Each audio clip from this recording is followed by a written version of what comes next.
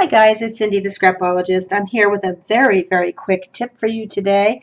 I'm making a little baby album folio. Actually, I have to be at a baby shower in 3 hours and I did not have time to make anything, so I went over to my sister Scrapper and she has a tutorial for a little folio, and I'm going to use the Graphic 45 Lil Darlings paper from 2012. Believe it or not, I still have some.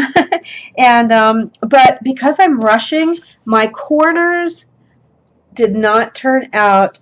This one is the way they're supposed to look with full coverage, but the other three just turned out terrible. I fixed this one and I just wanted to show you really super quickly how to do that, because I think this happens to all of us no matter how careful we are.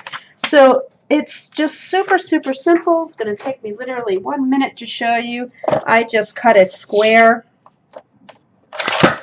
don't even have to measure, and then cut that in half. I put my 2 points at either end so that I end up with a triangle.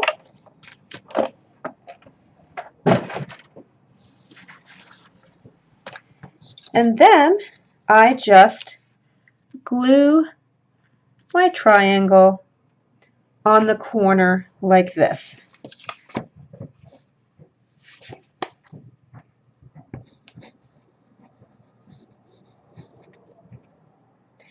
Yes, I was planning on making an entire mini album, but I'm preparing for an art show in a couple months, and I got bogged down making stuff for that, and I just, time got away from me.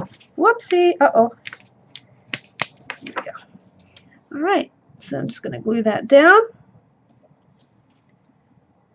Glue it, tape it, whatever is your preferred adhesive. And there we have a perfect corner. And once I put pattern paper on here, nobody's even going to see that I messed up on the corners. So there's a really quick tip for you. I hope it helps. Happy crafting. I'll talk to you soon. Bye.